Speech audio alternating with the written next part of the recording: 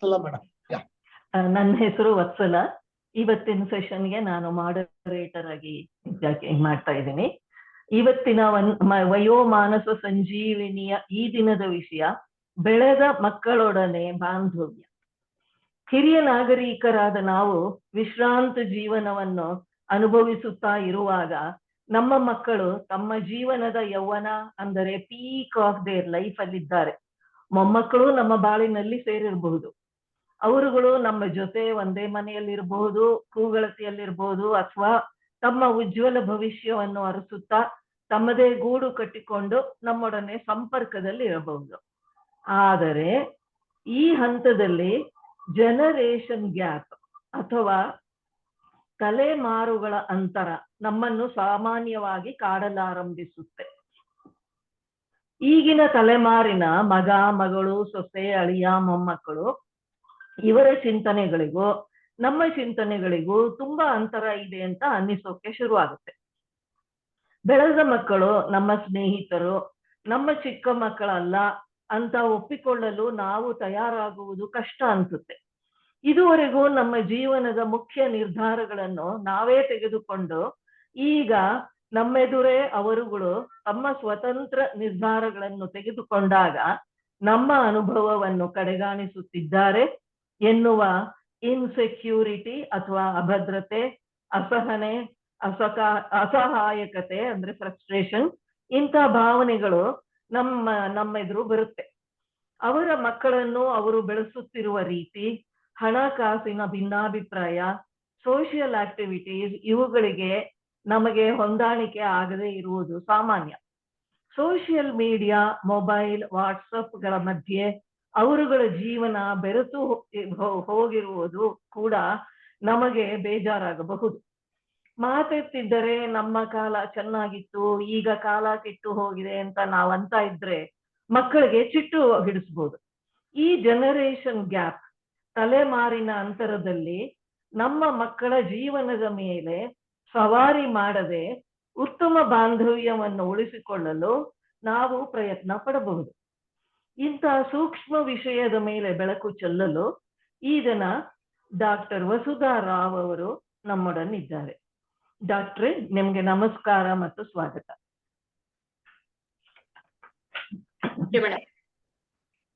Doctor Vasudha Rao ಅವರ ಕಿರುಪರಿಚಯ. Siddhartha medical college ತುಮಕೂರಿನಲ್ಲಿ MBBS ಮುಗಿಸಿ father Muller medical college Mangaluru ಇಲ್ಲಿ ಡಿಪ್ಲೊಮಾ ಇನ್ ಸೈಕಿಯಾಟ್ರಿ ಪಡೆದಿದ್ದಾರೆ. 15 ವರ್ಷಗಳಿಂದ ಸೈಕಿಯಾಟ್ರಿನಲ್ಲಿ ಅನುಭವ ಹೊಂದಿದ್ದಾರೆ. ಸ್ವಸ್ತಿ ಕ್ಲಿನಿಕ್, ಕುವೆಂಪು ನಗರ್, ಮೈಸೂರು ಇಲ್ಲಿ ಕನ್ಸಲ್ಟೆಂಟ್ ಸೈಕಿಯಾಟ್ರಿಸ್ಟ್ ಆಗಿದ್ದಾರೆ.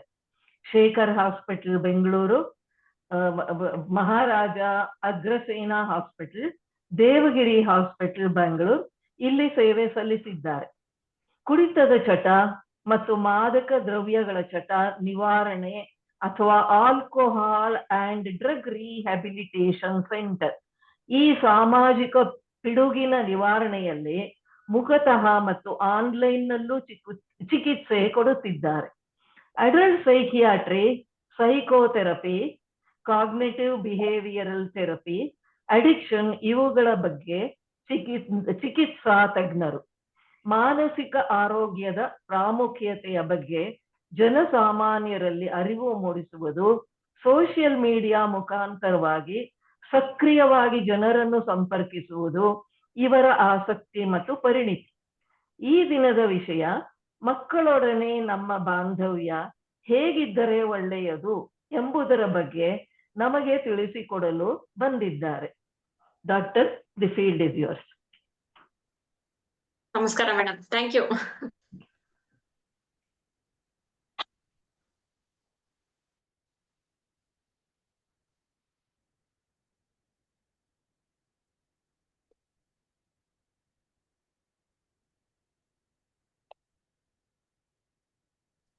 Doctor, please go ahead. ಖಂಡಿತ ಮೇಡಮ್.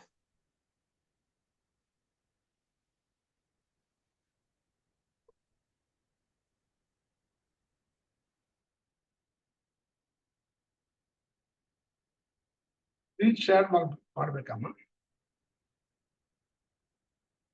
ಡಾಕ್ಟರ್ ಅವರೇ? freeze ಆಯ್ತಾರೆ. Hello. Ma'am, should I share the PPT?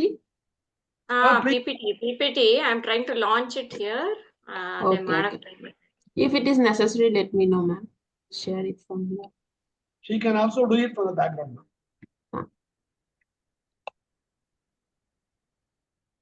ನೀವೇ ಮಾಡ್ತೀರಾ madam?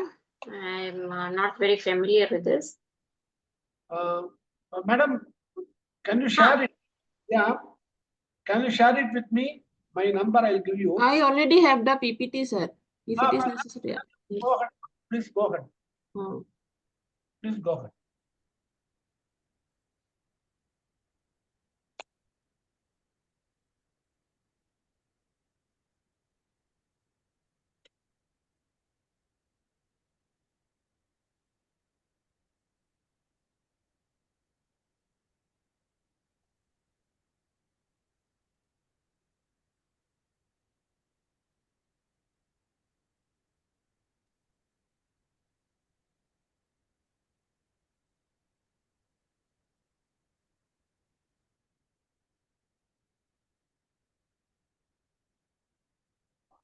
Yeah. It has come. It has come.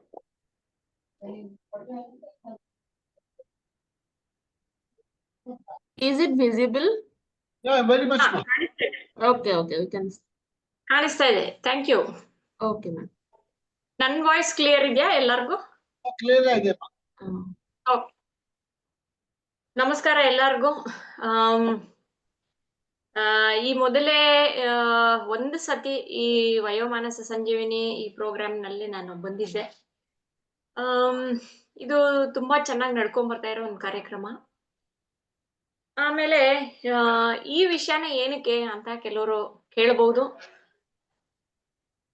Next slide please. ಮುಂದಿನ ಸ್ಲೈಡ್ ಮಾಡ್ತೀರಾ ಜ್ಯೋತಿ? Yes. Next slide.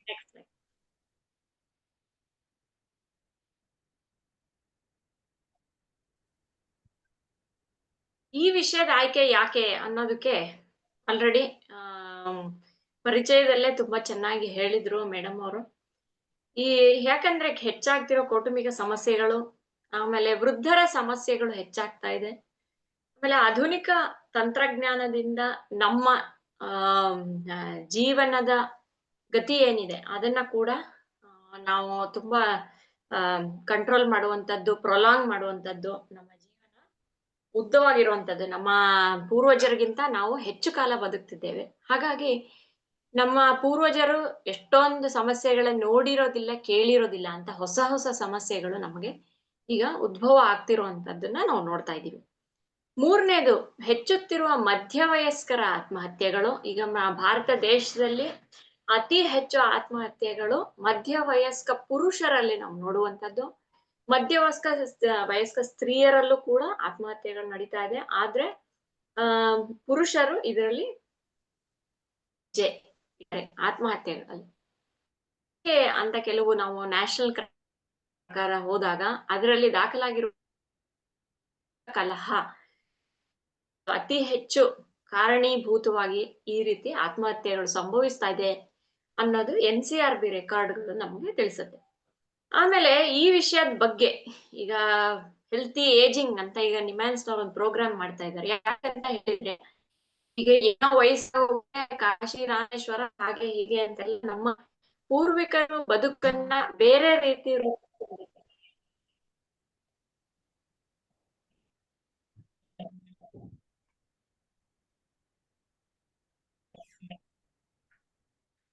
ಬೇರೆ ಯಾವ್ದೋ ಫೋನ್ ಬಂದ್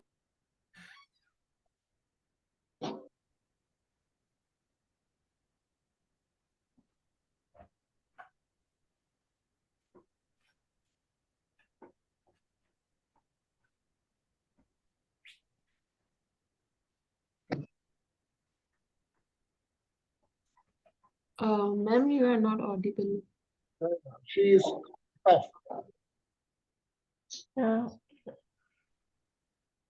She is now cut off. She has to come back.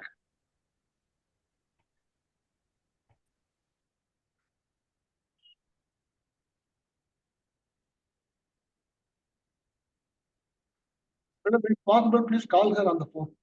S ವಾಪಸ್ ಬಂದಿದ್ದೀನಿ sir. ಅದೇ ಯಾವ್ದೋ ಫೋನ್ ಬಂದ್ರೆ ಇದು ಕಟ್ ಆಗೋಗುತ್ತೆ ಮೀಟಿಂಗು. Okay. ಈ ವಿಷಯದ ಬಗ್ಗೆ ಈಗ ನ್ಯಾಷನಲ್ ಕ್ರೈಮ್ ರೆಕಾರ್ಡ್ಸ್ ಬ್ಯೂರೋದು ಕೆಲವುದು ಮಾಹಿತಿ ಕೊಟ್ಟೆ. ಹಾಗಾಗಿ ಆಮೇಲೆ ವಯಸ್ಸಾದವ್ರಿಗೆ ಏನಾಗುತ್ತೆ ಅನ್ನೋದಕ್ಕೆ ಎಷ್ಟೊಂದು ಏಜಿಸ್ಟ್ ಆಗಿರೋ ಸೊಸೈಟಿ ಹಾಗೂ ಏಜಿಸಂ ನಮ್ಮಲ್ಲಿ ಇರೋದ್ರಿಂದ ಯೌವನ ಹಾಗೂ ಯೌವನದ ಮೋಜು ಇದ್ರ ಬಗ್ಗೆ ಹೆಚ್ಚು ಮಾಧ್ಯಮಗಳಲ್ಲಿ ಪ್ರಸಾರವಾಗುತ್ತೆ ವಿನಃ ನಾವು ವಯಸ್ಕರಾದಾಗ ನಮ್ಮ ಜೀವನ ಹೇಗಿರುತ್ತೆ, ನಮ್ಮ ಹೆಲ್ತ್ ನ ಹೇಗೆ ಕಾಪಾಡ್ಕೋಬೇಕು, ಈ ರೀತಿಯ ವಿಷಯಗಳ ಬಗ್ಗೆ ಒಂದು ಗಮನ ಕಡಿಮೆ ಅಂತಾನೆ ಹೇಳ್ಬೋದು. ಈಗ ಮಾಧ್ಯಮಗಳಲ್ಲಿ ಈ ರೀತಿ ಇದನ್ನ ನೀವು ಎಷ್ಟು ಕಡೆ ನೋಡಿದೀರಾ? ವಯಸ್ಸಾದವರ ಕಷ್ಟಗಳನ್ನ ಬಿಂಬಿಸೋದು ನಮ್ಮ ಮಾಧ್ಯಮಗಳಲ್ಲಿ ಕಡಿಮೆ. ಹಾಗಾಗಿ ನಾವು ವಯಸ್ಸಾದಾಗ ಹೇಗಿರ್ತೀವಿ ಅನ್ನೋ ಒಂದು ಕಲ್ಪನೆ ಹೆಚ್ಚವ್ರಿಗೆ ಇರೋದಿಲ್ಲ. ಇಂದಿನ ದಿನ ಇವಾಗ ನಂಗೆ 30 ವಯಸ್ಸಾದ್ರೆ 30 ವಯಸ್ಸಿನ ಬಗ್ಗೆ ಚಿಂತೆ ಇರುತ್ತೆ, 40 ವಯಸ್ಸಾದ್ರೆ 40 ವಯಸ್ಸು ಬಗ್ಗೆ ಚಿಂತೆ ಇರುತ್ತೆ. ಆದ್ರೆ ಎಲ್ಲಾರ್ಗೂ 60 ವಯಸ್ಸಾಗತ್ತೆ, 70 ವಯಸ್ಸಾಗತ್ತೆ. ಅವಾಗ ಹೇಗಿರ್ತೀವಿ ಅನ್ನೋದ್ರ ಬಗ್ಗೆ ಕೆಲವು ನಾಲೆಡ್ಜು ಎಲ್ಲಾರ್ಗೂ ಬೇಕಾಗಿರುವಂತದ್ದು. ಈಗ ಯೋಚನೆ ಮಾಡಿ ಈ ವಿಷಯನ ನಾನು ಆಯ್ಕೆ ಮಾಡ್ಕೊಂಡಿದ್ದೀನಿ. ಮುಂದಿನ ಸ್ಲೈಡು ಜ್ಯೋತಿ ಅವರೇ. Ready, madam, next slide. Yes.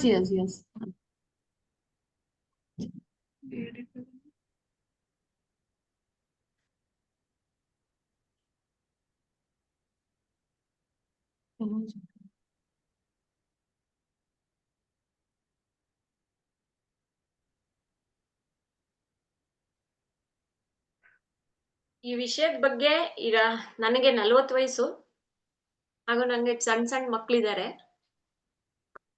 ಈ ವಿಷಯ ತುಂಬಾ ನಮ್ಮ ಪ್ರಾಕ್ಟೀಸ್ ನಲ್ಲಿ ತುಂಬಾ ಬರ್ತಾ ಇರೋದ್ರಿಂದ ಹಾಗೂ ವೃದ್ಧರು ಇಟ್ಕೊಂಡು ಬರ್ತಾ ಇರೋದ್ರಿಂದ ಅಥವಾ ಸೊಸೆ ಮಕ್ಕಳು ಈ ರೀತಿ ಕೌಟುಂಬಿಕ ಸಮಸ್ಯೆಗಳನ್ನ ನಾವು ನೋಡ್ತಾ ಇರೋದ್ರಿಂದ ವಿಷಯನ ಆಯ್ಕೆ ಮಾಡ್ಕೊಂಡಿರೋದಾಗಿದೆ. ಈಗ ನಾವೇನ್ ಅನ್ಕೋತೀವಿ, ನಾವು ಅಪ್ಪ, ನಾವು ಅಮ್ಮ, ಅವನ ಮಗು, ಅವಳು ಮಗು, ನನಗಿಂತ ಚಿಕ್ಕವಳು ಹಾಗೂ ನಮಗೆ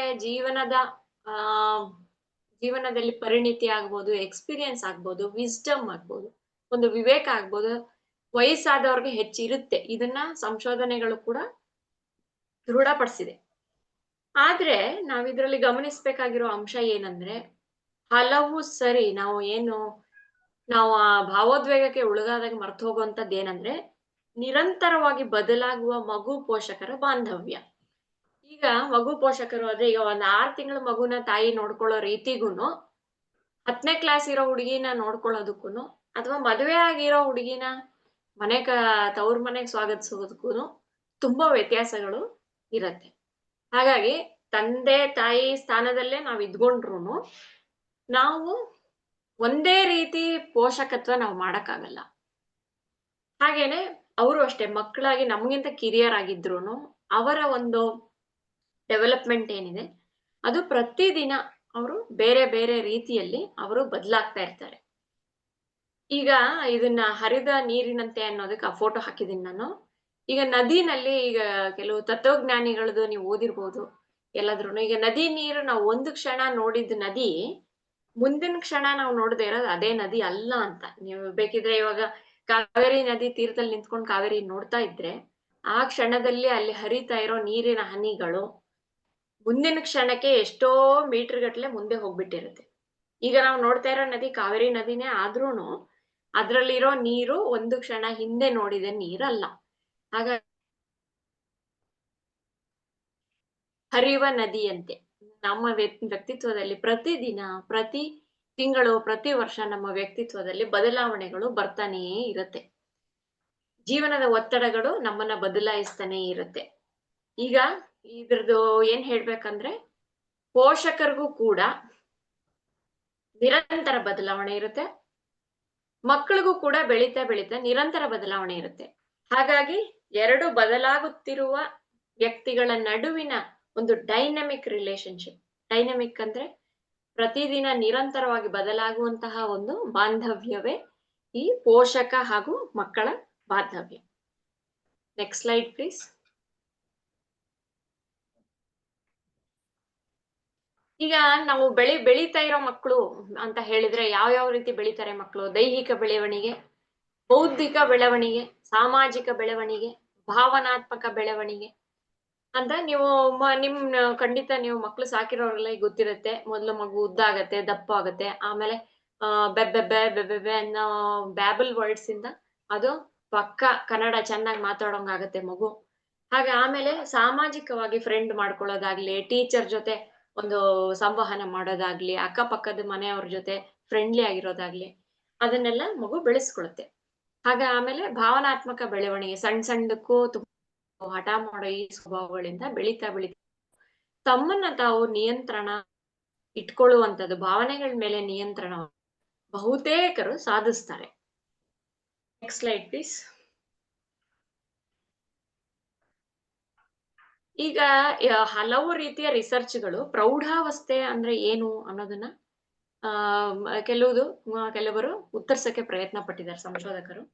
ಇದರಲ್ಲಿ ರಫ್ ಕ್ಯಾಟಗರೀಸ್ ಅಂತ ಹೇಳ್ತೀವಿ. ಇದನ್ನ ನಾವು ಈಗ ಲಕ್ಷ್ಮಣ್ ರೇಖರ್ ತರ ಎಳಿಯಕ್ಕಾಗಲ್ಲ, ಆದ್ರೂನು ಈ ರೀತಿ ಅದನ್ನ ವಿಂಗಡಿಸಲಾಗಿದೆ. 25ರವರೆಗೂ, 18ರಿಂದ 25ರವರೆಗೂ ಉದಯೋನ್ಮುಖ ಅಂದ್ರೆ ಎಮರ್ಜಿಂಗ್ ಅಡಲ್ಟ್ಹುಡ್. ಎಮರ್ಜಿಂಗ್ ಅಂತ ಅಂದ್ರೆ ಈಗ ತಾನೇ ಶೈಶವಾವಸ್ಥೆಯಿಂದ ಪ್ರೌಢಾವಸ್ಥೆಗೆ ಬರುತ್ತಿರುವಂತ ಜನಗಳು. 26ರಿಂದ 40 ಅಂದ್ರೆ ಆರಂಭಿಕ ಪ್ರೌಢಾವಸ್ಥೆ, ಇನ್ನು ಬಿಗಿನಿಂಗ್ ಅಲ್ಲಿ ಇರ್ತಾರೆ, ಅಡಲ್ಟ್ಹುಡ್ ಬಿಗಿನಿಂಗ್ ಅಲ್ಲಿ.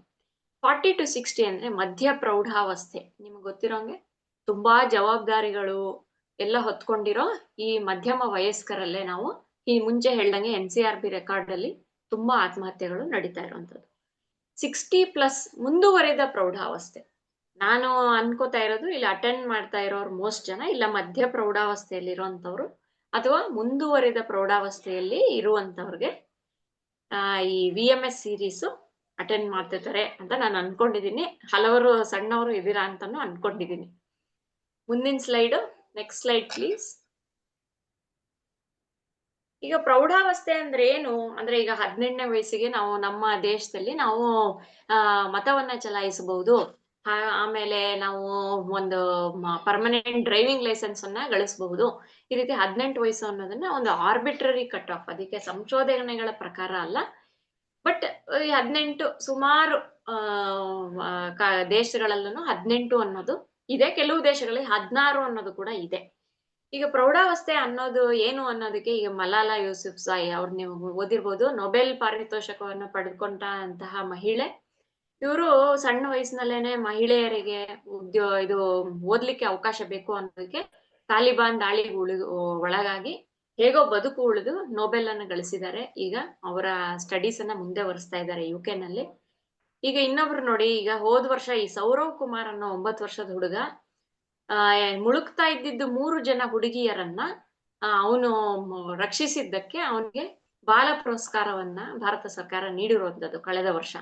ಈಗ ಸಣ್ಣ ವಯಸ್ಸಿನ ಆ ಹುಡುಗನಿಗೂ ಕೂಡ ಅಂತಹ ಸಂದಿಗ್ಧ ಸನ್ನಿವೇಶದಲ್ಲಿ ಏನ್ ಮಾಡ್ಬೇಕು ಅನ್ನೋದು ಅವನ್ಗೆ ಬೌದ್ಧಿಕ ಬೆಳವಣಿಗೆ ಹಾಗೂ ಆ ಬೆಳವಣಿಗೆಗೆ ತಕ್ಕಂತೆ ವರ್ತಿಸಿ 3 ಜನರ ಪ್ರಾಣವನ್ನ ಉಳಿಸಿರುವಂತದ್ದು ನಾವು ನೋಡ್ಬೋದು. ಹಾಗಾದ್ರೆ ಈ ಹುಡುಗನ್ಗೆ ಅಷ್ಟು ಚೆನ್ನಾಗಿ ಮೆದುಳು ಕೆಲಸ ಮಾಡ್ತಿದ್ಯಲ್ಲ, ಅವನೊಬ್ಬ ಪ್ರೌಢನೇ ಅಂತ ಕೇಳಿದ್ರೆ, ಈಗ ಅದಕ್ಕೆ ಈ ರೀತಿ ಅಂತ ಕೆಲವುದು ಸೈನ್ಸ್ ಇಂದ ಕೆಲವು ರಿಸರ್ಚ್ ಇಂದ ಬರುವಂತ ಫ್ಯಾಕ್ಟ್ಸ್ ಅನ್ನ ಮುಂದೆ ತಿಳಿಸ್ಕೊಡ್ತೀನಿ. Next slide. ಇವರು ರಾಬರ್ಟ್ ಕೀಗನ್ ಅಂತ ಹೇಳ್ಬಿಟ್ಟು, ಇವರು ಅಮೆರಿಕನ್ ಮನೋಶಾಸ್ತ್ರಜ್ಞರು. ಇವರು ಈಗ ನಮ್ಮಲ್ಲಿ ಮನಃಶಾಸ್ತ್ರವನ್ನು ಓದಿದ ಎಲ್ಲರಿಗೂ, ಈ ಸೈಕಿಯಾಟ್ರಿಸ್ಟ್ ಆಗ್ಬೋದು, ಸೈಕಾಲಜಿಸ್ಟ್ ಆಗ್ಬೋದು, ಎಜುಕೇಶನ್ ಫೀಲ್ಡ್ ಅಲ್ಲಿ ಇರೋರಾಗ್ಬೋದು, ಸೋಷಿಯಲ್ ವರ್ಕ್ ಆಗ್ಬೋದು, ಯಾರೇ ಆಗ್ಲಿ ಎರಿಕ್ಸನ್ ಅನ್ನುವಂತಹ ಒಂದು ವಿಜ್ಞಾನಿಯ ಹಂತಗಳ ಸೈಕೋಸೋಷಿಯಲ್ ಡೆವಲಪ್ಮೆಂಟ್, ಈ ಮಕ್ಕಳು ಶೈಶವಾವಸ್ಥೆ ಅಡಾಲಸೆನ್ಸ್ ಹೇಗ್ ಬರ್ತಾರೆ ಸಂಶೋಧನೆ ಮಾಡಿದವರು. ಆ ಸಂಶೋಧನೆ ಈಗ ನಾವು 16-18 ವಯಸ್ಸುವರೆಗೆ ಮಾತ್ರ ನಾವು ಕನ್ಸಿಡರ್ ಮಾಡಿರುವಂತ ಒಂದು ಥಿಯರಿ, ಎರಿಕ್ಸನ್ ಸ್ಟೇಜಸ್ ಅಂತ ಅನ್ನೋದು ತುಂಬಾ ಅದ್ರ ಮೇಲೆ ಸಣ್ಣ ವಯಸ್ಸಿನ ಮೇಲೆ ಫೋಕಸ್ ಇರುವಂತದ್ದು. ಹಾಗಾಗಿ ರಾಬರ್ಟ್ ಕೀಗನ್ ಅನ್ನೋರು, ಇವರು ಬೆಳೆದ ಮೇಲೂ ಈಗ ಒಂದು 20 ವರ್ಷ ಆಗಿರೋರು ಕೂಡ ಅವರ ವ್ಯಕ್ತಿತ್ವದಲ್ಲಿ ಹಲವು ರೀತಿಯ ಬೆಳವಣಿಗೆಯ ಹಂತ ನಮ್ಮ ಸಾವಿನವರೆಗೂ ಸಂಭವಿಸ್ತದೆ ಅಂತ ಪ್ರತಿಪಾದಿಸಿದವರು ಇವರು ರಾಬರ್ಟ್ ಕೀಗನ್ ಅನ್ನೋರು. ಮುಂದಿನ ಸ್ಲೈಡ್. ಇವರದನ್ನ 1982ರಲ್ಲಿ ಈ ಪುಸ್ತಕ ಬಂತು. ಹಾಗೂ ಪ್ರಮುಖವಾದ ಪುಸ್ತಕ, ನಾವೆಲ್ಲರೂ ಓದ್ಬೇಕಾಗಿರುವಂತ ಪುಸ್ತಕ. ಏನಂದ್ರೆ 5 ಹಂತಗಳಲ್ಲಿ ಇವರು ಒಂದು ವ್ಯಕ್ತಿಯ, ಪ್ರೌಢ ವ್ಯಕ್ತಿಯ ಬೆಳವಣಿಗೆಯನ್ನು ಇವರು ಗುರುತಿಸಿದ್ರು. ಈಗ ಇದರಲ್ಲಿ ಸುಮಾರು ಜನ ಸ್ತ್ರೀಯರು ಇರ್ತೀರಾ, ಸುಮಾರು ಜನ ಪುರುಷರು ಇರ್ತೀರಾ, ಎಲ್ಲರಿಗೂ ಗೊತ್ತಿರುತ್ತೆ. ಈಗ ಒಂದು ಮಗು ಹುಟ್ಟಿದ್ರೆ, ನಾವು ತಾಯಿ ಆದರೆ ಅವಾಗ ನಮ್ಮ ವ್ಯಕ್ತಿತ್ವವು ಮುಂಚಿನ ರೀತಿ ಇರೋದಕ್ಕೆ ಸಾಧ್ಯನೇ ಇಲ್ಲ ಅಲ್ವೇ? ಈಗ ಹಾರ್ಮೋನಲ್ ಇದಿರುತ್ತೆ, ಇನ್ಫ್ಲೂಯೆನ್ಸ್ ಇರುತ್ತೆ, ಹಾಗಾಗು ಆಮೇಲೆ ಒತ್ತಡಗಳಿರುತ್ತೆ, ಬಾಡಿ ಕೂಡ ಚೇಂಜ್ ಆಗುತ್ತೆ. ಅದೇ ರೀತಿ ಮನಸ್ಸು ಕೂಡ, ವ್ಯಕ್ತಿತ್ವ ಕೂಡ ನಮ್ಮ ಜೀವನದಲ್ಲಿ ನಡೆಯುವಂತ ಘಟನೆಗಳಿಗೆ ಸರಿಯಾಗಿ ಬದಲಾಗ್ತಾ ಹೋಗುತ್ತೆ ಅಂತ. ಇದಕ್ಕೆ ನಾವು ಮ್ಯಾಟ್ರಸೆನ್ಸ್ ಅಂತ ಕೂಡ ಒಂದು ಹೆಸರಿದೆ. ಮ್ಯಾಟ್ರಸೆನ್ಸ್ ಅಂದ್ರೆ ಈಗ ಸೆನೆಸೆನ್ಸ್ ಅಂತ ಯಾವ ತರ ಹೇಳ್ತೀವಿ ವಯಸ್ಸಾಗಿರೋದಕ್ಕೆ, ಹಾಗೂ ಅಡಾಲಸೆನ್ಸ್ ಅಂತ ಯಾವ ತರ ಹೇಳ್ತೀವಿ, ಅದೇ ತರ ಮ್ಯಾಟ್ರಸೆನ್ಸ್ ಅನ್ನೋದೊಂದು ಪದ ಕೂಡ ವಿಜ್ಞಾನದಲ್ಲಿ ಇದೆ. ತಾಯಿ ಆಗಿ, ಹೆಣ್ಣು ತಾಯಿಯಾಗಿ ಬದಲಾವಣೆಗೊಳ್ಳುವುದು. ಆ ರೀತಿ ಈಗ ಇವರು ಕೀಗನ್ ಅವರು ಈ ಒಂದೊಂದು ಘಟನೆಗೂ ಒಂದೊಂದು ಹಂತಕ್ಕೂ ಅವರು ಒಂದು ಸಿದ್ಧಾಂತವನ್ನ ಪ್ರತಿಪಾದಿಸಿದ್ರು.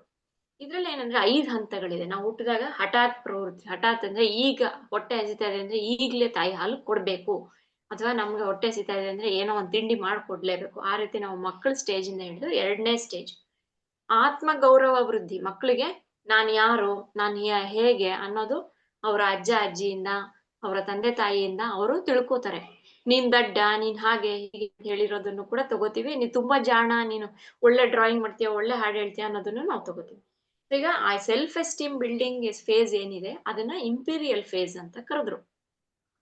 3ನೇದು ಸೋಷಿಯಲೈಸ್ಡ್. ಅಂದ್ರೆ ಈಗ ನೀವು ನೋಡಿರ್ತೀರಾ 10ನೇ ಕ್ಲಾಸ್ 9ನೇ ಕ್ಲಾಸ್ ಹುಡುಗರನ್ನ ಅವ್ರ ತಂದೆ ತಾಯಿಗಳು ಕಂಪ್ಲೇಂಟ್ ಹೇಳ್ತಾನೆ ಇರ್ತಾರೆ, ನಮ್ಗಿಂತ ಅವ್ರ ಫ್ರೆಂಡ್ಸೇ ಹೆಚ್ಚಾಗೋದ್ರು, ನಮ್ಮ ಮಾತಿಗಿಂತ ಫ್ರೆಂಡ್ಸ್ ಮಾಡಿದ್ದನ್ನೇ ಮಾಡೋದವನು, ಈ ರೀತಿ ನಾವು ಕೇಳಿರ್ತೀವಿ. ಅಂದ್ರೆ ನಾವು ಸಮಾಜಮುಖಿ, ಆ ಕಡೆ ಸಮಾಜದ ಕಡೆ ತಿರ್ಕೋತೀವಿ. ತಂದೆ ತಾಯಿ ಕುಟುಂಬದಿಂದ ಹಿಡಿದು ನಾವು ಆ ಕಡೆಯಾಗಿ ತಿರ್ಕೋತೀವಿ, ಸೋಷಿಯಲೈಸ್ ಆಗ್ತೀವಿ ಬರ್ತಾ ಬರ್ತಾ.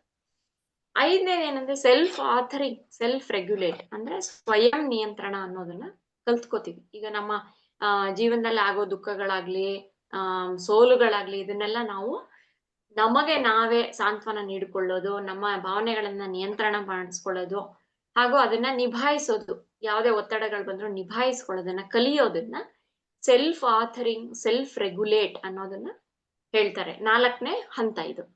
5ನೇ ಹಂತ ಏನಂದ್ರೆ ಸೆಲ್ಫ್ ಟ್ರಾನ್ಸ್ಫಾರ್ಮಿಂಗ್. ಇದರಲ್ಲಿ ನಾವು ಕೆಲವರು ರೀಚ್ ಆಗ್ತೀವಿ, ಕೆಲವರು ರೀಚ್ ಆಗಕ್ಕೆ ಅನ್ನೋದು ಈಗಿನವರ ವಾದ. ಈಗ ಹಲವು ರೀತಿಯ ಐಡಿಯಾಲಜಿಗಳು, ಹಲವು ರೀತಿಯ ಸಿದ್ಧಾಂತಗಳನ್ನ ನಾವು ಪಕ್ಕದಲ್ಲಿ ಇದ್ರೂನು ಮನಸ್ಸಿಗೆ ತೊಂದರೆ ಕೊಡದಿರ ಅಂತದ್ದು ಸ್ವಯಂ ಪರಿವರ್ತನೆ. ಹಾಗೆ ನಾನು ಬೇರೆ, ನನ್ನ ನನ್ನ ಯೋಚನೆಗಳು ಬೇರೆ, ಈ ರೀತಿಗೆ ನೀವು ಭಗವದ್ಗೀತೆಯಲ್ಲೂ ಓದಿರ್ಬೋದು. ಏನಂದ್ರೆ ನಾನು ಹಾಗೂ ನನ್ನ ಯೋಚನೆಗಳು 2 ಬೇರೆ ಬೇರೆ. ನಾನ್ಯಾರು, ನನಗೆ ಬರುವ ಭಾವನೆಗಳು ಬೇರೆ, ನನಗೆ ಬರುವ ಯೋಚನೆಗಳು ಬೇರೆ. ಇದೇ ಸೆಲ್ಫ್ ಟ್ರಾನ್ಸ್ಫಾರ್ಮೇಶನ್ ನಮ್ಮ ಭಾರತೀಯ ತತ್ವಜ್ಞಾನದಲ್ಲೂ ಹೇಳಿದ್ದಾರೆ. ಈಗ 5ನೇದು ಸೆಲ್ಫ್ ಟ್ರಾನ್ಸ್ಫಾರ್ಮಿಂಗ್, ಸ್ವಯಂ ಪರಿವರ್ತನಾ ಅನ್ನೋ ಸ್ಟೇಜ್ ಅನ್ನ ಕೊಟ್ಟಿದ್ದಾರೆ. Next slide please. ಇದರಲ್ಲಿ ಯಾಕೆ ಇವತ್ತಿನ ಟಾಪಿಕ್ಗೆ ಇದನ್ನ ಹೇಳ್ತಾ ಇದ್ದೀನಿ ಅಂತ ಹೇಳಿದ್ರೆ, ಇದರಲ್ಲಿ ನಾವು ಪ್ರಮುಖವಾಗಿ ನಾವು ಮನಃಶಾಸ್ತ್ರದ ದೃಷ್ಟಿಯಿಂದ ಅರ್ಥ ಮಾಡ್ಕೊಳ್ಬೇಕಾಗಿರೋದು, ಈಗ ನಾವೂನು ಒಂದೇ ತರ ಇಲ್ಲ, ನಾವು ಬೆಳೆಸಿದ ಮಕ್ಕಳು ಕೂಡ ಒಂದೇ ತರ ಇಲ್ಲ. ಈಗ ನಾವು ವಯಸ್ಸಾಗ್ತಿರೋಂಗೆ 50 ವರ್ಷದಲ್ಲಿ ಇರೋಂಗೆ 60 ವರ್ಷದಲ್ಲಿ ಇಲ್ಲ. ಹಾಗೆ ನಮ್ಮ ಮಕ್ಕಳು ಇವಾಗ 20 ವಯಸ್ಸಲ್ಲಿ ಇರೋರು 30 ವಯಸ್ಸಿನಲ್ಲಿ ಇಲ್ಲ. ಸೊ ಇದು ನೀವು ಬದಲಾವಣೆ ಆಗ್ತಾ ಇದ್ದೀರಾ, ಅವರು ಬದಲಾವಣೆ ಆಗ್ತಾ ಇದ್ದೀರಾ. ಹಾಗಾಗಿ ನಿಮ್ಮ ನಡುವಿನ ಸಂಬಂಧ ಕೂಡ ಪ್ರತಿದಿನ ಬದಲಾವಣೆ ಆಗ್ತಾ ಇದೆ. ಇದನ್ನ ನಾವು ಗಮನಕ್ಕೆ ಇಟ್ಕೊಳ್ಬೇಕಾಗಿರೋಂತ ವಿಷಯ.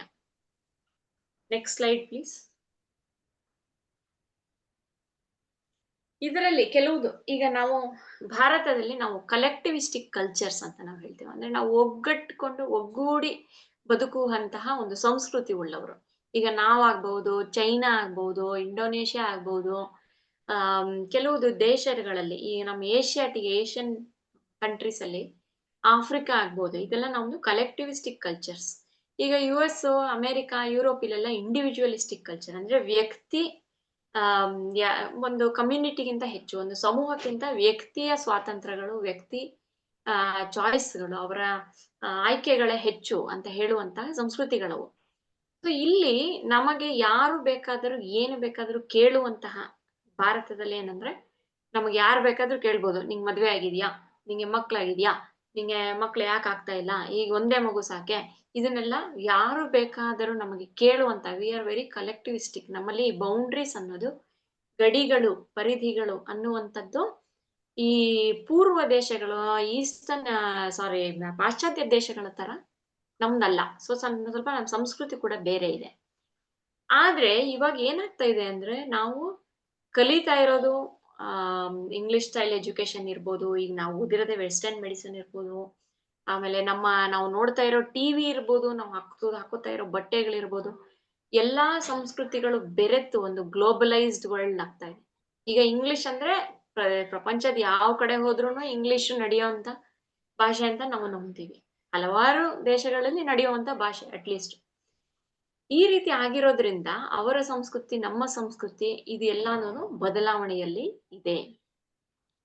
ಹಾಗಾಗಿ ಈಗ ಯಾವುದು ನಾವು ಕೇಳಿದ್ರೆ ಉಚಿತ, ಯಾವುದು ಕೇಳಿದ್ರೆ ಅನುಚಿತ ಅನ್ನುವ ಈ ಕಾನ್ಸೆಪ್ಟ್ಗಳು, ಈಗ ನಾವು ಪಕ್ಕದ ಮನೆಯವ್ರಿಗೆ ತುಂಬಾ ಪರ್ಸನಲ್ ಆಗಿರೋದು. ಈಗ ಪರ್ಸನಲ್ ಅಂದ್ರೆ ನೀವ್ ಯಾಕೆ ಕೆಲ್ಸಕ್ಕೆ ಹೋಗಲ್ಲ, ಅಥವಾ ನೀವ್ ಯಾಕೆ ಕೆಲ್ಸಕ್ಕೆ ಹೋಗ್ತೀರಾ, ನಿಮ್ ಮಕ್ಳಿಗೆ ಯಾಕೆ ನೀವು ಡೈಲಿ ಅಡಿಗೆ ಮಾಡ್ಕೊಡಲ್ಲ, ಅಥವಾ ನೀವು ಯಾಕೆ ಮಾಡ್ಕೊಡ್ತೀರಾ, ಈ ತರ ಏನೇ ಅವ್ರ ಪರ್ಸನಲ್ ಲೈಫ್ಗೆ ಸಂಬಂಧಪಟ್ಟಿರುವಂತ ಪ್ರಶ್ನೆಗಳನ್ನ ಕೇಳುವುದು ಕಷ್ಟ ಹಾಗೂ ಜಟಿಲ ಆಗ್ತಾ ಇದೆ, ಬ್ಲರ್ ಆಗ್ತಾ ಇದೆ ಅಂತ ಹೇಳಿ. ಗಡಿಗಳು ಅಂದ್ರೆ ನಿಮ್ಗೆ ಅರ್ಥ ಆಗಿರ್ಬೇಕಲ್ವ, ನಿಮ್ಮ ನಡುವೆ ಇರುವ ಮಿತಿ, ಲಿಮಿಟೇಷನ್ಸ್. ಈಗ ಕೆಲವ್ರ ಜೊತೆ ನಾವು ಎಲ್ಲಾ ವಿಷಯಗಳನ್ನ ಮಾತಾಡಕ್ ಹೋಗಲ್ಲ, ಒಂದ್ ಬೌಂಡ್ರಿ ಇಟ್ಕೊಂಡಿರ್ತಾರೆ ಅವರು, ಅದನ್ನ ನಾವು ಬೌಂಡ್ರಿ ಅಂತ ಹೇಳ್ತೀವಿ. ಮುಂದಿನ ಸೈಡ್.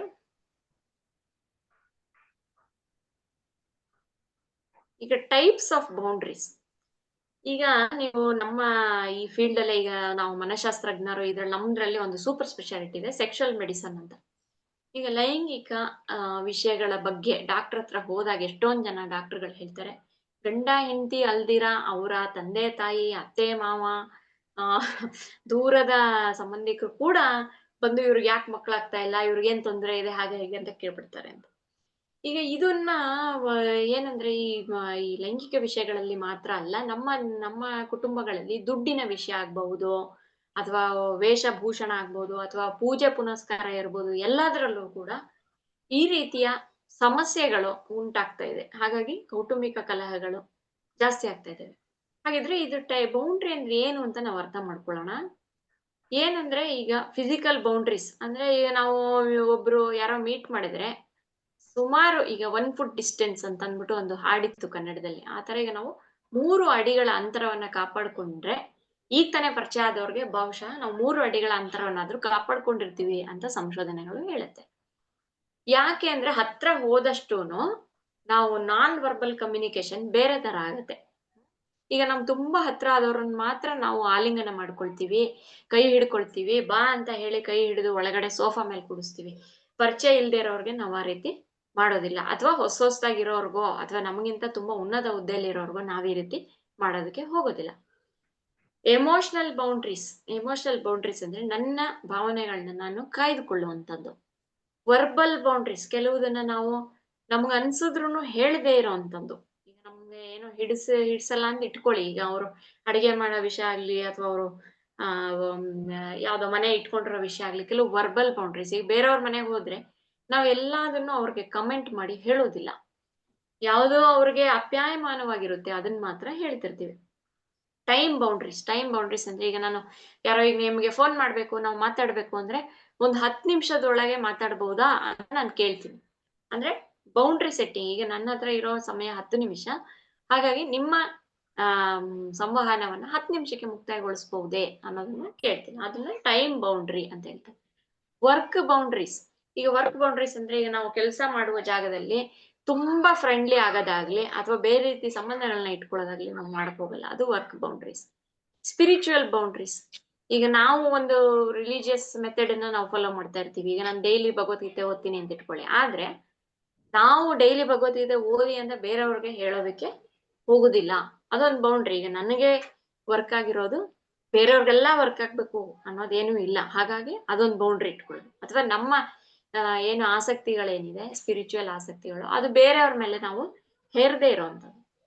Financial boundaries. ಈಗ ನೀವು ಎಷ್ಟೊಂದ್ ಜನ ರಿಟೈರ್ಡ್ ಪೀಪಲ್ದು ನಾವು ಕಷ್ಟಗಳನ್ನ ಕೇಳ್ಕೊಂಡಿದೀವಿ. ಏನಂದ್ರೆ ಮಗನೋ ಮಗಳೋ ಬಿಸ್ನೆಸ್ ಮಾಡ್ಬೇಕು, ಒಂದು ಯಾವ್ದೋ ಹೋಗ್ಬೇಕು, ಹಾಗೆ ಹೀಗೆ ಅಂತ ಹೇಳಿ ತುಂಬಾ ಒತ್ತಡ ತರ್ತಾರೆ ಅಪ್ಪ ಅಮ್ಮನ ಮೇಲೆ. ಹಾಗೂ ಗವರ್ಮೆಂಟ್ ಫಂಡ್ಸ್ ಅಥವಾ ಯಾವ್ದಾದ್ರು ಅಮೌಂಟ್ ಯಾವ್ದು ಬಂದಿರುತ್ತೆ, PF ಅಮೌಂಟ್, ಇದನ್ನೆಲ್ಲ ಇಟ್ಕೊಂಡಿರೋದನ್ನ ಮಕ್ಕಳು ಉಪಯೋಗಿಸ್ಕೊಳ್ಳುವಂಥದ್ದು, ಅಥವಾ ತಂದೆ ತಾಯಿ ಬದುಕಿರುವಾಗ್ಲೇನೆ ನೀನು ನನ್ಗೆ ಆಸ್ತಿ ಕೊಡುವಂತ ಒತ್ತಾಯ ಮಾಡುವಂಥದ್ದು, ಇದರಲ್ಲಿ ಕೂಡ ಕೆಲವು ಸಂದಿಗ್ಧಗಳು ಎದುರಾಗುತ್ತೆ. ಇದಕ್ಕೆ ಫೈನಾನ್ಷಿಯಲ್ ಬೌಂಡ್ರೀಸ್ ಅಂತ ಹೇಳ್ತೀವಿ. ಅಂದ್ರೆ ಈಗ ಒಂದು ವಯಸ್ಸಾದ್ಮೇಲೆ ನಿನ್ನ ವಹಿವಾಟುಗಳನ್ನ ನೀನೇ ನೋಡ್ಕೊಳ್ಬೇಕು, ಇನ್ಮೇಲೆ ನಾನು ನಿನ್ ಕೊಡೋದಕ್ಕೆ ಆಗೋದಿಲ್ಲ ಅಂತ ಹೇಳೋದು ಕೂಡ ಫೈನಾನ್ಷಿಯಲ್ ಬೌಂಡ್ರೀಸ್ ಆಗುತ್ತೆ. ಸೆಕ್ಷುವಲ್ ಬೌಂಡ್ರೀಸ್, ಈಗ ನಾವು ಹೇಳ್ದಂಗೆ ಹತ್ರ ಹೋಗೋದಾಗ್ಲಿ, ಟಚ್ ಆಗ್ಲಿ, ಇದನ್ನ ನಾವು ಕೆಲವು ಫಾಲೋ ಮಾಡುವಂತದ್ದು. ಮುಂದಿನ ಸ್ಲೈಡ್. ಈಗ ಏನಂದ್ರೆ, ಈಗ ನಾವು ಹಳೆ ಸ್ಲೈಡ್ಗೆ ಹೋಗಿ ಸ್ವಲ್ಪ ವಿವರಣೆ ಕೊಡುವಂತದ್ದನ್ನ ಮಾಡ್ತೀನಿ. Past slide please, last slide.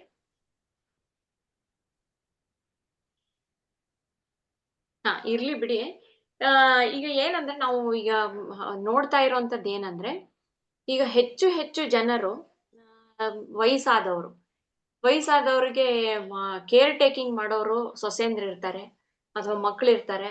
ಈ ರೀತಿಯ ಒಂದು ಕಂಪ್ಲೇಂಟ್ಸ್ ನಮ್ಗೆ ಹೇಗ್ ಬರುತ್ತೆ ಅಂದ್ರೆ, ರೀಸೆಂಟ್ಲಿ ಒಂದು ಕೇಸ್ ಬಂದಿದ್ದೇನಂದ್ರೆ, ಒಬ್ರು ವಯಸ್ಕರು, ಒಂದು 60 ವರ್ಷದ ಒಬ್ರು ಗಂಡಸು ಬಂದು ಕೇಳಿದ್ದೇನಂದ್ರೆ, ಈಗ ನನ್ನ ಹೆಂಡತಿ ನಮ್ ತಂದೆ ತಾಯಿ ನೋಡ್ಕೊಳಕ್ ಹೋಗ್ತಾ ಇಲ್ಲ, ನನ್ನ ತಂದೆಗೆ ಸ್ವಲ್ಪ ಮರವಿನ ಕಾಯಿಲೆ ಇದೆ, ನಮ್ ತಾಯಿಗೆ ತುಂಬಾ ಶುಗರು BP ಎಲ್ಲ ಇದೆ, ಆದ್ರೆ ಅವರು ಚೆನ್ನಾಗಿರುವಾಗ ನನ್ನನ್ನು ಚೆನ್ನಾಗಿ ನೋಡ್ಕೊಳ್ಳಿಲ್ಲ, ಹಾಗಾಗಿ ನಾನ್ ಯಾಕೆ ನೋಡ್ಕೊಳ್ಬೇಕು, ಹಾಗೆ ಹೀಗೆ ಅಂತ ತುಂಬಾ ಏನಂದ್ರೆ ಇದ್ರ ಬಗ್ಗೆ ಜಟಾಪಟಿ ಮನೆಯಲ್ಲಿ. ಆಮೇಲೆ 3 ಜನ ಅಕ್ಕ ತಂಗಿರಿದ್ದಾರೆ. ನಾವು ಹೆಣ್ಮಕ್ಳು, ನೀನು ಗಂಡ್ ಮಗ ಅನ್ನೋ ಆಸ್ತಿ ತಗೊಳ್ಳೋನು, ನೀನು ಎಲ್ಲ ನೋಡ್ಕೋ ಅಂತ ಹೇಳೋದನ್ನ, ನಾವು ಯಾವ್ದನ್ನು ಈ ಅಪ್ಪ ಅಮ್ಮ ನೋಡ್ಕೊಳ್ಳೋ ಜವಾಬ್ದಾರಿ ನಮ್ದಲ್ಲ ಅಂತ ಹೇಳುವಂಥದ್ದು. ಈ ರೀತಿ ಏನಂದ್ರೆ ಒಂದು ಈ ಏನ್ ಡೆಫಿನಿಷನ್ಗಳಿದೆ, ಗಂಡು ಮಗ ಏನ್ ಮಾಡ್ಬೇಕು, ಹೆಣ್ಮಗಳು ಏನ್ ಮಾಡ್ಬೇಕು, ಸೊಸೆ ಏನ್ ಮಾಡ್ಬೇಕು, ಮೊಮ್ಮಕ್ಳು ಏನ್ ಮಾಡ್ಬೇಕು, ಈ ರೀತಿ ತುಂಬಾ ಜಟಾಪಟಿಗಳು ಬರ್ತಾ ಇದೆ. ಆಕೆ ಇನ್ನೂ ಕೆಲವು ಏನ್ ಬರುತ್ತೆ ಅಂದ್ರೆ, ಈಗ ನನ್ನ ಮಗನ್ನ ಒಂದ್ ರೀತಿ ಬೆಳೆಸೋದಕ್ ಪ್ರಯತ್ನ ಮಾಡ್ತಾ ಇದ್ದೀನಿ.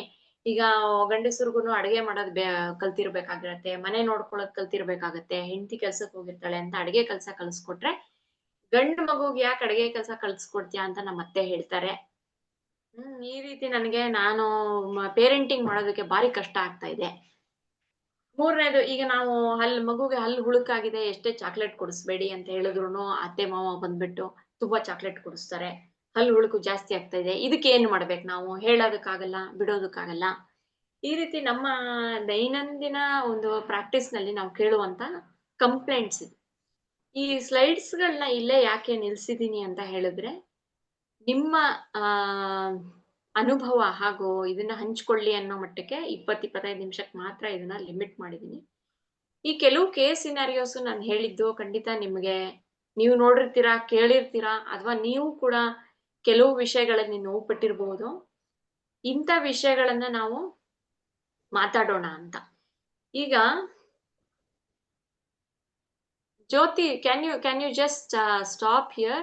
No, this last slide.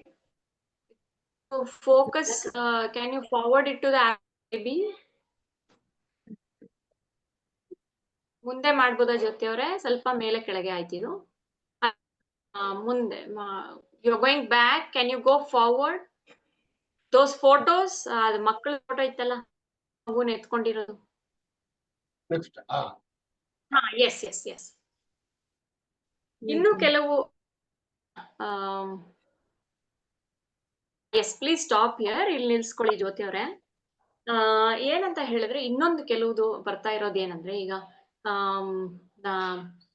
ಮಗ ಮಗಳು ವಯಸ್ಸಾಗಿರತ್ತೆ, ಯಾವ್ದೋ ಒಂದು ವಿಷಯದ ಬಗ್ಗೆ ತಂದೆ ತಾಯಿ ಅವ್ರಿಗೆ ಅಡ್ವೈಸ್ ಕೊಡ್ತಾನೆ ಇರ್ತಾರೆ, ನಮ್ಮ ಅಡ್ವೈಸ್ ತಗೊಳ್ಳೋದಕ್ಕೆ ರೆಡಿನೇ ಇಲ್ಲ, ಅವ್ರು ಬೇಕಾಗಿರೋದನ್ನೇ ಮಾಡ್ತಾರೆ ಅಂತ ಹಲವರು ವಯಸ್ಸಾದವರು ಬೇಜಾರು ಮಾಡ್ಕೋತಾರೆ. ಅದಕ್ಕೆ ಇದೊಂದು ಆಫ್ರಿಕನ್ ಗಾದೆ ಸೂಕ್ತವಾಗಿದೆ ಅಂತ ನನಗನ್ನಿಸ್ತು. The one being carried does not realize how far away the town is. ಅಂದ್ರೆ ಮಗುನ ನೀವು ಎತ್ಕೊಂಡು ಪೇಟೆಗೆ ದಿನ ಹೋಗ್ತಾ ಇದ್ರೆ, ಮಗುಗೆ ಪೇಟೆ ಎಷ್ಟು ದೂರ ಇದೆ ಅನ್ನೋದೇ ಗೊತ್ತಾಗೋದಿಲ್ಲ ಅಂತ. ಈಗ ಎಷ್ಟೊಂದ್ ಜನ ವಯಸ್ಸಾದವರು ಅವ್ರಿಗೆ ಎಕ್ಸ್ಪೀರಿಯನ್ಸ್ ಇರುತ್ತೆ, ಮಕ್ಳು ಬೆಳೆಸಿ ಎಕ್ಸ್ಪೀರಿಯನ್ಸ್ ಇರುತ್ತೆ. ಎಷ್ಟೊಂದು ಅವ್ರ ಎಕ್ಸ್ಪೀರಿಯನ್ಸ್ ಇರೋದ್ರಿಂದ ನಮ್ ಮಕ್ಳು ನಮ್ ತರ ಕಷ್ಟ ಅನುಭವಿಸದೇ ಇರ್ಲಿ, ನಮ್ ಮಕ್ಳು ನಮ್ ತರ ತಪ್ಪು ಮಾಡದೇ ಇರ್ಲಿ ಅನ್ನೋ ಬಹಳ ಅಭಿಲಾಷೆಗಳನ್ನ ಇಟ್ಕೊಂತಾರೆ. ಹಾಗೂ ಈ ಅಡ್ವೈಸ್ ನ ಪದೇ ಪದೇ ಅವರ ಮಗನಿಗೋ, ಸೊಸೆಗೋ, ಮಗಳಿಗೋ ಕೊಡೋದಕ್ಕೆ ಪ್ರಯತ್ನ ಮಾಡ್ತಿರ್ತಾರೆ. ಆದ್ರೆ ಅವ್ರು ತಗೊಳ್ದೇ ಇದ್ದಾಗ ಇವ್ರಿಗೆ ತುಂಬಾ ಖೇದ ಆಗತ್ತೆ, ಬೇಜಾರಾಗತ್ತೆ. ಅಂತದನ್ನ ಈ ರೀತಿ ಮನೋವೈದ್ಯರು ನೋಡಕ್ ಬಂದಾಗ ಕೆಲವ್ರು ಹೇಳ್ಕೊಂಡಿದ್ದು ಉಂಟು. ಫಾರ್ ಎಕ್ಸಾಂಪಲ್ ಒಬ್ರು ಲೇಡಿ, ಅವರ ಮಕ್ಕಳಿಗೆ ಒಂದು ಕಾಯಿಲೆ ಇದೆ. ಈಗ ಕಾಯಿಲೆ ಔಷಧಿ ತಗೋತಾ ಇದ್ದಾರೋ ಇಲ್ವೋ ಅನ್ನುವುದೊಂದು ತುಂಬಾ ಯೋಚನೆ ಅವರನ್ನ ಕಾಡುವಂತದ್ದು.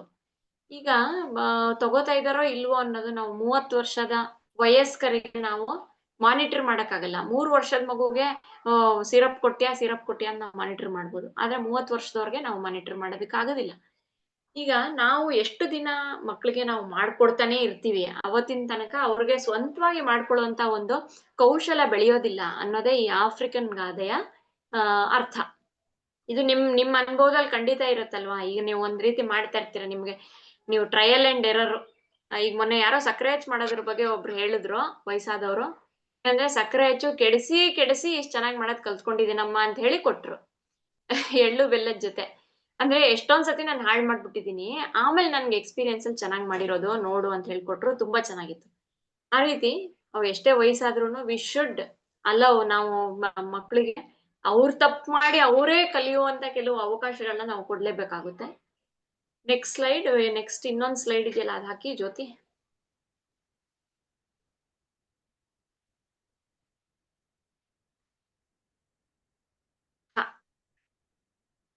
ಈಗ ಏನಂದ್ರೆ ಮಕ್ಕಳು ಬೆಳೆಸುವ ಪ್ರಕ್ರಿಯೆನಲ್ಲಿ ರಿಟೈರ್ಮೆಂಟ್ ಇದೆಯಾ? ತಂದೆ ತಾಯಿಗಳಿಗೆ ರಿಟೈರ್ಮೆಂಟ್ ಇದೆಯಾ? ಈಗ ತಾಯಿ ಸ್ಥಾನದಿಂದ ತಂದೆ ಸ್ಥಾನದಿಂದ ನಾವು ರಿಟೈರ್ ಆಗಕ್ ಸಾಧ್ಯನಾ? ಇದೊಂದು ಕ್ವಶನ್ ಬರತ್ತೆ. ಯಾಕಂದ್ರೆ ನಾವು ಬೇರೆದೆಲ್ಲಾ ಬಿಟ್ಬಿಟ್ಟು ತಂದೆ ತಾಯಿಗಳಾಗಿರ್ತೀವಿ, ಎಸ್ಪೆಷಲಿ ಹೆಣ್ಮಕ್ಳು. ಈಗಿನ ಕಾಲದಲ್ಲಿ ಕೆಲವ್ರು ಗಂಡ್ಮಕ್ಳು ಕೂಡ ಏನಂದ್ರೆ ಓದಿರೋದನ್ನ ಬಿಟ್ಬಿಟ್ಟಿರ್ತಾರೆ, ಯಾವ್ದು ಕೆಲ್ಸಕ್ಕೆ ಹೋಗಿರಲ್ಲ. ಅವರು ಮಕ್ಕಳ ಮೇಲೆನೆ ಫೋಕಸ್ ಮಾಡಿ ಕುಟುಂಬದ ಆರೋಗ್ಯದ ಮೇಲೆ ತುಂಬಾ ಫೋಕಸ್ ಮಾಡಿರ್ತಾರೆ. ಹಾಗಾಗಿ ಅವರ ವೈಯಕ್ತಿಕ ಎಲ್ಲಾ ಭಾವನೆಗಳು, ಎಲ್ಲಾ ಥಾಟ್ಸು, ಫೀಲಿಂಗ್ಸು ನಾನು ತಾಯಿ ಅನ್ನೋದ್ರ ಬಗ್ಗೆ ಒಂದು ಸೆಲ್ಫ್ ಐಡೆಂಟಿಟಿ ಕ್ರಿಯೇಟ್ ಆಗುತ್ತೆ. ಹಾಗಾಗಿ ನಾವೇನ್ ಮಾಡ್ತೀವಿ, ನಾನು ಇರೋ ತನಕ ನನ್ ಮಗನಿಗೆ ಮಾರ್ಗದರ್ಶನ ನಾನು ಕೊಡ್ತಾ ಇರ್ಬೇಕು, ಅಥವಾ ನನ್ ಮಗಳಿಗೆ ಕೊಡ್ತಾ ಇರ್ಬೇಕು ಅನ್ನೋದನ್ನ ನಾವು ನಂಬ್ಕೋತೀವಿ. ಆದ್ರೆ ಹಲವಾರು ಈ ಪೇರೆಂಟಿಂಗ್ ಎಕ್ಸ್ಪರ್ಟ್ಸ್ ಎಲ್ಲ ಏನ್ ಹೇಳೋದು ಅಂದ್ರೆ, ನೀವು ಯಾವ ಪೇರೆಂಟ್ ಆಗೇನೆ ನಿಮ್ಮ ಮಗನೋ ಮಗಳ ಮೀಟ್ ಮಾಡೋದು ಬೇಕಾಗಿಲ್ಲ. ಈಗ ಕೆಲವು ನಿಮ್ಗೂ ಅವ್ರಿಗೂ ಭಿನ್ನಾಭಿಪ್ರಾಯ ಇದ್ರೆ ಈ ಭಿನ್ನಾಭಿಪ್ರಾಯಗಳನ್ನ ನಾವು ಸರಿ ಮಾಡ್ಕೊಳಕ್ಕೆ ಆಗ್ತಾ ಇಲ್ಲ. ಹಾಗಾಗಿ ಇದನ್ನ ಬೇರೆ ವಿಷಯಗಳಲ್ಲಿ ನಾವು ಬೆರೆಯೋಣ ಅನ್ನೋದು, ಅಗ್ರಿ ಟು ಡಿಸ್ಅಗ್ರಿ ಅನ್ನೋ ಪ್ರಿನ್ಸಿಪಲ್ ನ ಕೆಲವರು ಹೇಳ್ತಾರೆ. ಇದು ಚೆನ್ನಾಗಿ ವರ್ಕ್ ಆಗತ್ತೆ ಕೂಡ. ಈಗ ಮನೆ ಕಟ್ಸೋ ಅಥವಾ ಈ ಮದ್ವೆ ಮಾಡ್ಕೊಳ್ಳೋ ವಿಷಯದಲ್ಲಿ ತುಂಬಾ ನೀವೇನೇ ಹೇಳಿದ್ರು ಮಕ್ಕಳು ಒಪ್ಪದೇ ಇದ್ರೆ, ಕೆಲವು ವಿಷಯಗಳು ಅವ್ರು ಒಪ್ಕೊಳ್ಳಲ್ಲ ಅಂತ ಆದ್ರೂನು ನಾವು ಒಪ್ಕೊಂಡು ಕೆಲವ್ರು ಸಂಬಂಧನೇ ವಯಸ್ಕ ಮಗನ್ ಜೊತೆ ಮಾತೆ ಬಿಟ್ಬಿಟ್ಟಿರ್ತಾರೆ, ಸೊಸೆನೆ ಮಾತು ಬಿಟ್ಬಿಟ್ಟಿರ್ತಾರೆ. ಈ ತರದ್ದು ಕೆಲವುದು ನಾವು ನೋಡ್ತಾ ಇದೀವಿ ಫ್ಯಾಮಿಲೀಸ್. ಈ ರೀತಿ ಮಾತು ಬಿಡೋದಕ್ಕಿಂತ ಯಾವುದು ನಿಮಗೆ ಕಷ್ಟದ ಏರಿಯಾಗಳಿವೆ, ಪದೇ ಪದೇ ಜಗಳ ಆಗುವಂತಹ ವಿಷಯಗಳಿರುತ್ತೆ, ಅದನ್ನ ಬಿಟ್ಟು ಆ ಸಂಬಂಧವನ್ನ ಕಾಪಾಡ್ಕೊಳ್ಳಕ್ಕೆ ಪ್ರಯತ್ನ ಮಾಡಿ ಅನ್ನೋದು ನಮ್ಮ ಅಡ್ವೈಸ್. ಇಷ್ಟ ಹೇಳ್ತಾ ಈ ಮಾತನ್ನ ಹೋಪ್ ನನ್ನ ಈ ಮಾತುಗಳು ನಿಮ್ಗೆ ಉಪಯೋಗ ಆಗಬಹುದು ಮಾತು ಮುಗಿಸ್ತಾ ಇದ್ದೀನಿ. ಆದ್ರೆ ನಿಮ್ಮ ಎಲ್ಲ ಅನಿಸಿಕೆಗಳನ್ನ ನಾನು ಕೇಳೋದಕ್ಕೆ ಉತ್ಸುಕಳಾಗಿದ್ದೀನಿ. ಯಾಕಂದ್ರೆ ನೀವು ಫೀಲ್ಡ್ ಅಲ್ಲಿ ನಾವು ಪೇಷಂಟ್ಗಳನ್ನ ನೋಡೋದಕ್ಕೆ ಅನುಭವಿಸಿ ಜೀವನದಲ್ಲಿ ಗೆದ್ದಿದ್ದೀರಾ. So I am waiting to hear your experiences. Thank you. ಧನ್ಯವಾದಗಳು. Anybody has got any question, ma? Question ಅಂತ ಕೇಳಬಹುದಮ್ಮ? ಅನ್ಮ್ಯೂಟ್ ಮಾಡಿ ಹೇಳಿ ಮಾ.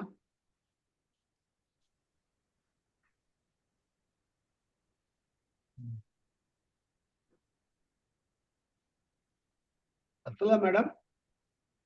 Hello. Hello sir. Yeah, please.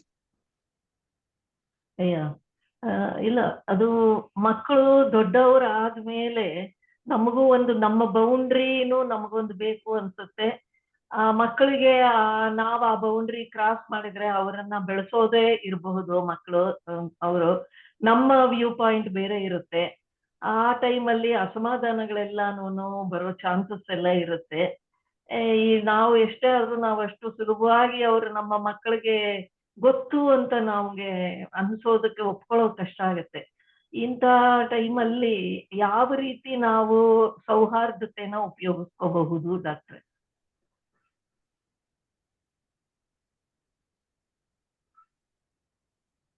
Doctor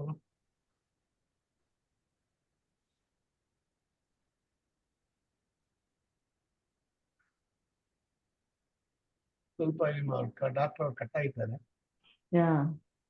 It's not that in the, yeah.